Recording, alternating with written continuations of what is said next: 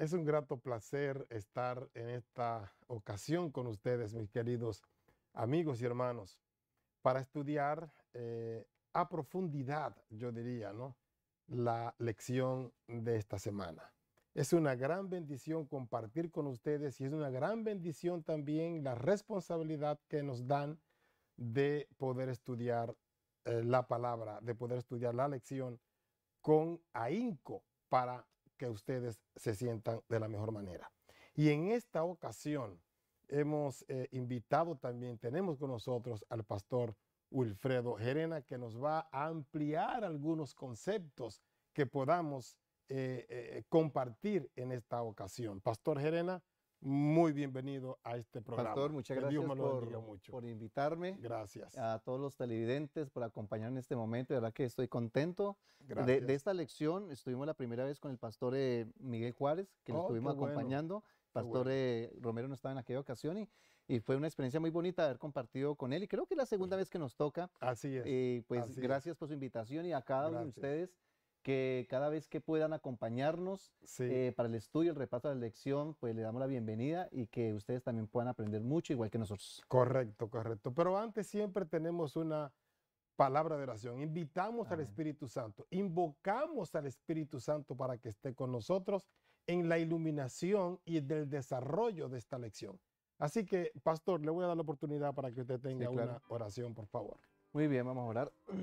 Bendito Padre que estás en el cielo, gracias por darnos la oportunidad nuevamente de estar en este lugar con el pastor Ujú. José para grabar esta lección, por Amén, explicarla, pero no lo queríamos hacer sin la unción de tu Santo Espíritu. amén, así Y es. queremos pedirte de que tu Santo Espíritu sea nuestro maestro en este momento, que sea el que nos enseñe y que nosotros tengamos un corazón dispuesto y una mente abierta Ujú. para entender y comprender este gran mensaje Amén, del Señor. sacrificio de tu Hijo para la salvación nuestra. Gracias Amén. porque Gracias. allí se reflejó tu amor para con Ujú. esta humanidad pecadora. Te lo Amén. agradecemos en Jesús.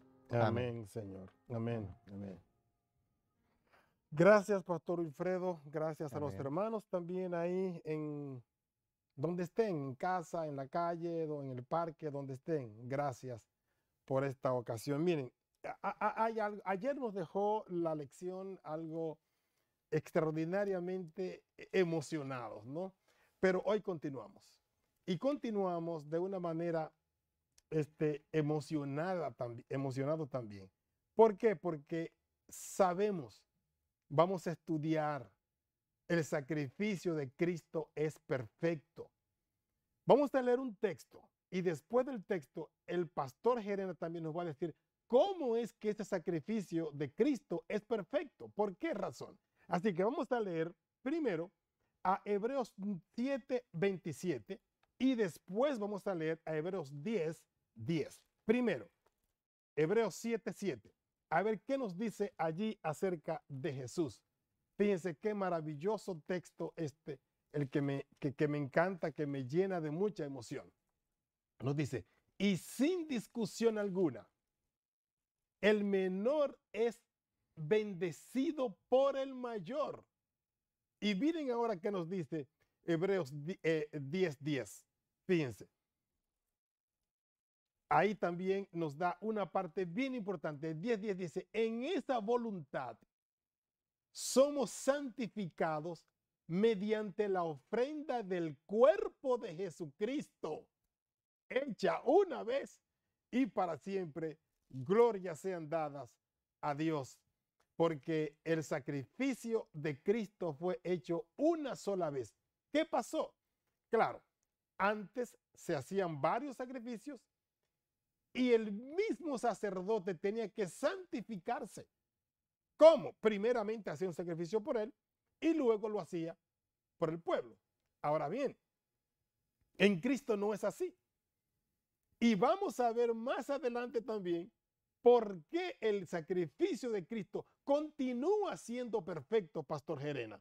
¿Qué nos dice acerca de esta Sí, parte? hay que pensar que fueron 4000 años aproximadamente, ¿verdad? Donde Ajá. se hacían sacrificios Primero el Cordero Pascual fueron 4000 años. Así es. Después, ya cuando entró con el tema de las fiestas rituales, Ajá. ya había el de la mañana, el de la tarde, el de la luna nueva. Bueno, había sacrificio para todo. Sí, Pero usted dijo algo muy importante, el por qué el sacrificio de Jesús es más, o sea, es perfecto es que perfecto. nosotros, ¿verdad? Así es. Mire, algo que yo he encontrado en la palabra de Dios, y es un concepto que muchos hermanos tienen esto equivocado, es que los judíos se salvaban por este tema de obras, por el sacrificio, ¿verdad? Correcto.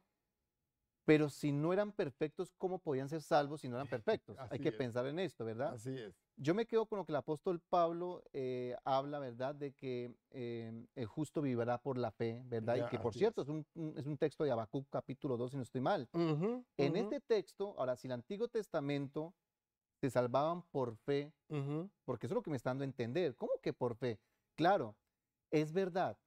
Se tomaba el corderito o los animalitos que se fueran a Sí, sacrificar, ellos derramaban su sangre, ya.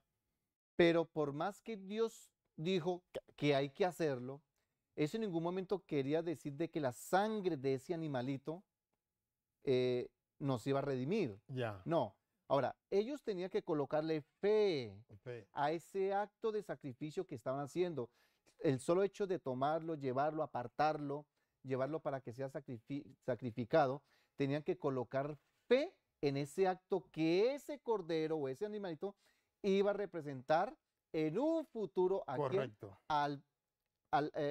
cuando Juan vio a Jesús. A Jesús, He aquí el Cordero de Dios. que quita, Exacto. El ¿cierto? O pecado sea, del dijo, mundo. este es el cordero. Ya. Cuando el apóstol Pablo dice que Jesús es nuestra Pascua, es nuestra verdadera Pascua. Exactamente. Entonces, ahora, sí, vuelvo y repito, ¿tenían que hacerlo? Sí.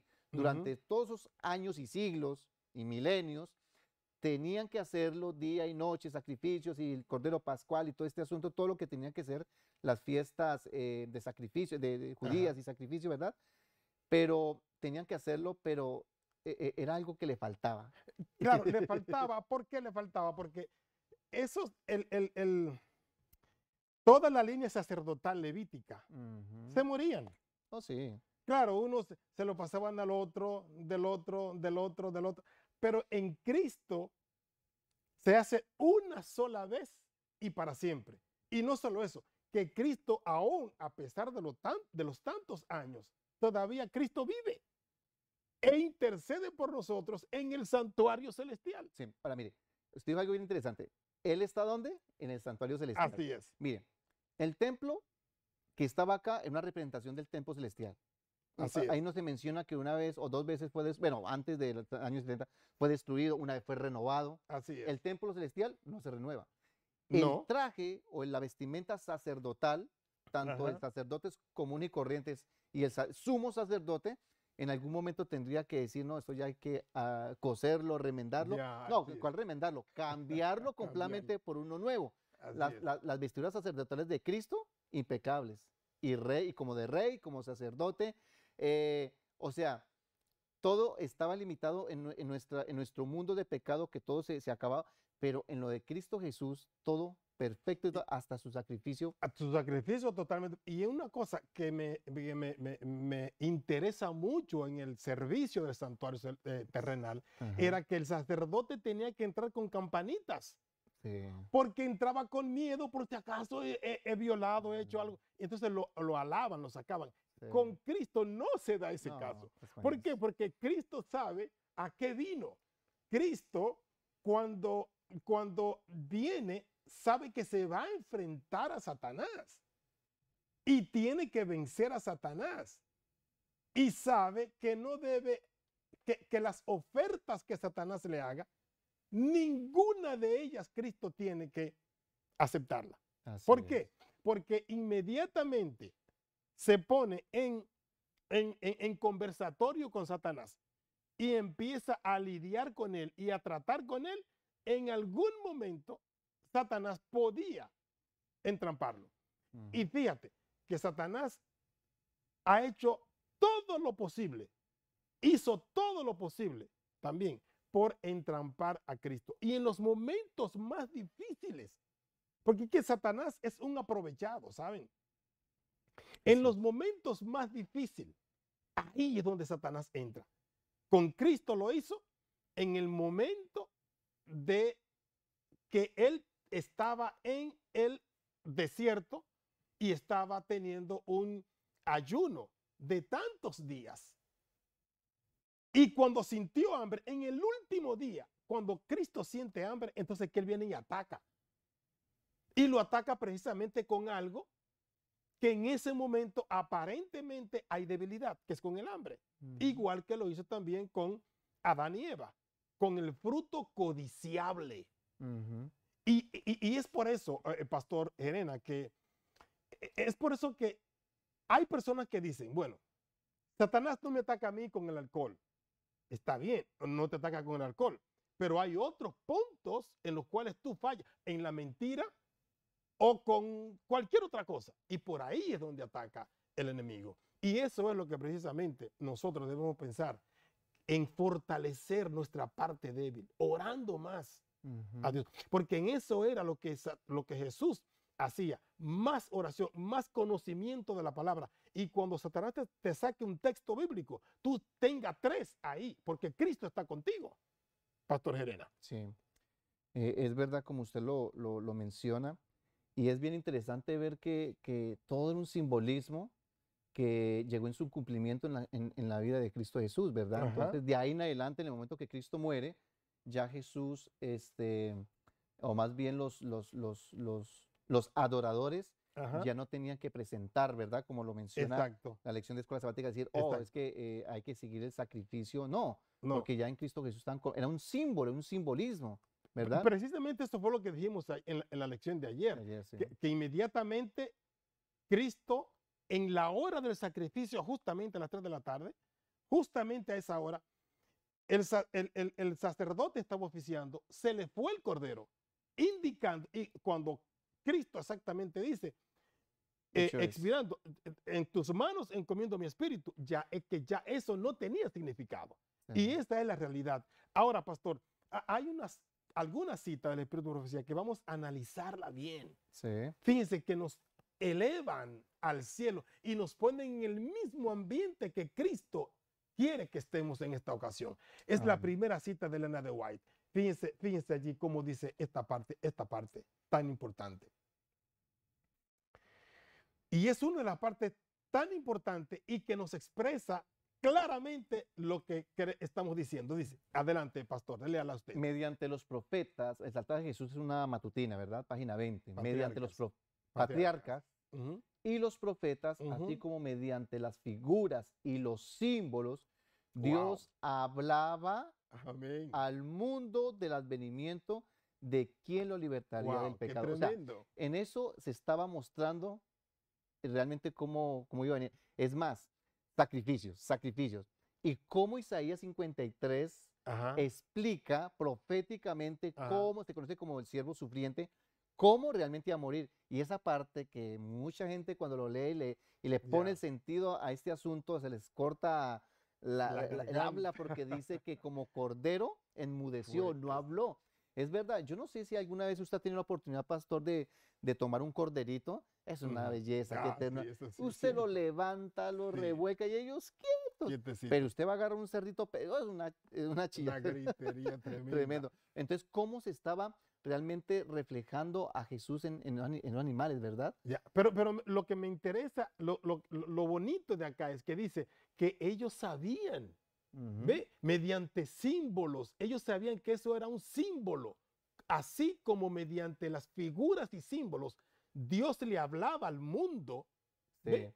O sea, ellos entendían que esa no era la realidad. Sí, por ejemplo, cuando dice que él habla mediante patriarcas, precisamente en el estudio que estoy teniendo en las mañanas con el grupo de oración, patriarca y profetas dice que a Enoc se le mostró la segunda venida de Jesús. Amén. Wow. A Matusalén se le vio la segunda venida de Jesús. A Abraham se le mostró la segunda. También. Y lo que tenía que sufrir Jesús, en el caso de lo que pasó con Isaac, a él se le mostró cómo iba a ser el sacrificio del Mesías que iba a venir. Entonces, los profetas, obviamente, ellos vieron la segunda venida, la primera venida de Jesús, cuando se iba a humanizar y cuando iba a ser muerto. Por eso Isaías capítulo 1, cuando lo coloca allí, está describiendo pues la Una muerte de Jesús. bendición, una Sí. bendición. Exacto. Vamos a seguir leyendo lo que dice ahora la siguiente La cita. siguiente cita, sí. Dice, mientras Dios deseaba enseñar a los hombres que el don